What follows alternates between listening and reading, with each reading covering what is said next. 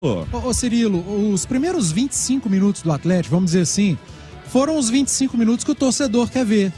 Um Atlético organizado, um Atlético com uma boa saída de bola, mas um Atlético intenso, pressionando a saída de bola do adversário, trocando passes curtos, dando velocidade ao jogo, não correria, dando velocidade à bola, alternando, pegando essa bola na esquerda, circulando para chegar na direita com velocidade. Quando tem contra-ataque, saindo em contra-ataque com velocidade. Foi esse o Atlético dos primeiros 25 minutos, que chegou a 2 gols e que poderia ter chegado a 3 num contra-ataque, puxado pelo Paulinho, que driblou o goleiro e o zagueiro tirou quando a bola estava entrando. Depois disso, o Atlético diminuiu o ritmo, e é absolutamente normal. Um time que começa com um nível altíssimo de intensidade, diminuiu o ritmo. O Atlético diminuiu. O problema, e o que a gente cobra, é que quando uma equipe diminui o ritmo, ela retorne com a intensidade momentos depois, ali 10, 15 minutos de novo. O Atlético não fez isso. Ele foi diminuindo, desacelerando, viu o adversário crescer, o Carabobo criar uma chance, 2, 3, na quarta, o Carabobo foi lá e fez o seu gol, diminuiu. Poderia ter saído até antes, não fosse uma grande defesa do Everson, uma cabeçada que passou próximo ao gol do Everson. Então até demorou para sair o primeiro gol do Carabobo, porque o Atlético se desligou. E em jogo de Copa você não desliga. Aliás, você não desliga em jogo nenhum. Mas existem jogos que você não pode descuidar um minuto, independentemente da qualidade do seu adversário.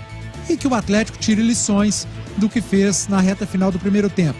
No segundo tempo, quando o jogo recomeçou, foi pouco tempo, né, a expulsão do Pernia. A gente viu pouco do segundo tempo com os dois times com 11. Aí depois da saída do Pernia, o Carabobo, ele tentou jogar por uma bola, não conseguiu. E o Atlético teve controle de posse, mas com uma posse lenta. Muita lentidão, não soube aproveitar a superioridade numérica. Até chamei atenção durante o jogo. Acho que o Kudê poderia ter mudado o seu sistema de jogo, já que tinha um jogador a mais. Coloca um ponta no jogo, abre a defesa com esse ponta, dá mais velocidade à bola para achar o espaço do adversário com um a menos. O Atlético não fez isso. Acho que o Kudê demorou muito a fazer as alterações na segunda etapa. Ele fez uma no intervalo, o Zarate no lugar do Pedrinho, que fez um grande primeiro tempo. A gente entende a mexida por achar que o Zarate vai ser o titular desse time, e o Kudê querendo ver o time ideal com o Zarate, mas achei um Atlético muito burocrático, muito lento na segunda etapa. Fez o gol, fez o terceiro gol, teve um pênalti, poderia ter feito 4-1, uma goleada, mas enfim, poderia ter mostrado mais. Achei um segundo tempo preguiçoso do Galo, num jogo que ele poderia ter trazido a torcida, sabe?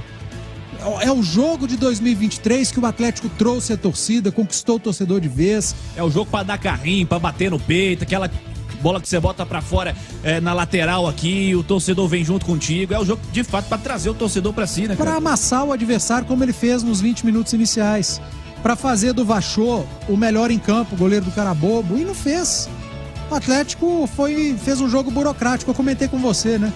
O Atlético é um time muito bom para controlar jogo. Sim. Se tiver um jogo aí que o Atlético precisar do empate 0-0, provavelmente vai conseguir o 0-0. Se ele fizer e estiver jogando por um resultado ali, tiver 1-1, 2-2, o empate for suficiente, ele vai conseguir. Mas é um time que, quando passa a intermediária adversária, tem muita dificuldade para criar. O Atlético é um time que não faz do goleiro adversário o nome do jogo. Tem dificuldade para finalizar, às vezes do meio para frente tem muita lentidão. Então são aspectos que eu chamo de atenção negativos no jogo de hoje, que não precisavam ter acontecido por conta da fragilidade, da superioridade numérica do Atlético, tudo isso em relação ao Carabobo. Aí é uma até pergunta, claro que o treinador ele não externa esse tipo de coisa, né? Mas, será que desacelerou de caso pensado mesmo?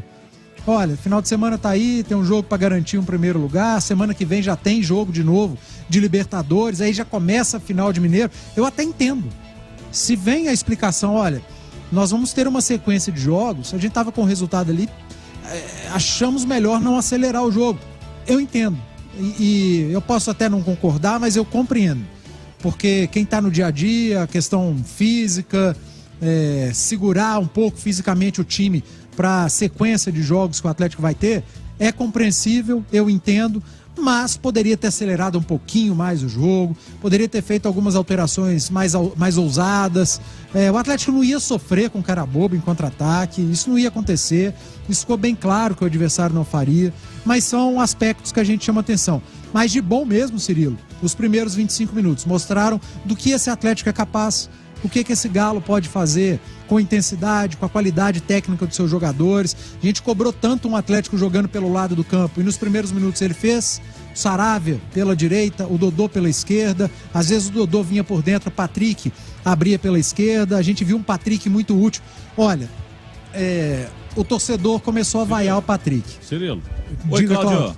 Não, só um detalhe aqui, porque terminou a entrevista, para situar vocês, a entrevista coletiva inicial aqui é sempre do visitante, né? Então já estiveram aqui o treinador Tolissano e também o jogador da equipe do Carabobo, e me chamou a atenção, ele falou que sai com orgulho desse time, fez história o Carabobo, inclusive alguns colegas da imprensa venezuelana que nos receberam muito bem lá, mandando mensagem aqui que hoje o Carabobo fez história, né, com esse jogo. Então mesmo perdendo, a turma está valorizando muito ter enfrentado o Atlético numa fase de mata-mata de Libertadores. E o treinador reclamou aqui, eu já esperava sobre isso, a expulsão, né? Segundo ele, com a expulsão, terminou qualquer tipo de chance da equipe dele. Poderia, num lance, ele mesmo citava aqui, num lance, buscar ali, quem sabe, o empate e complicar o jogo.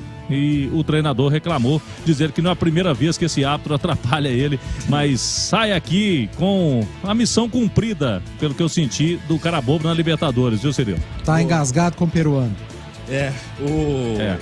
O nosso querido juizão gosta de um cartãozinho, né? O Márcio Rezende já alertava e falou há pouco também. O Márcio avisou como é que ia ser o decorrer do jogo. Diga, Edu. O Juan, o venezuelano, o Juan Tolissano, ele tem razão, tem que estar orgulhoso mesmo. O time dele jogou o máximo que poderia jogar, é um time muito limitado e engrossou o jogo com o Atlético. Então, empatou lá, né, cara? Isso, empatou lá, teve chance aqui. Engrossou o jogo aqui, valorizou, foi uma vitória difícil do Atlético, enfim, não foi um passeio. Acho que mais por culpa, entre aspas, do Atlético do que do Carabobo, mas eles têm que estar orgulhosos mesmo do que fizeram. Eu estava começando a falar do Patrick. Sim. Que você estava aqui ao lado, chamei atenção no primeiro tempo, ele fechando uma linha defensiva do Atlético. Patrick é um cara que vai de área a área, né?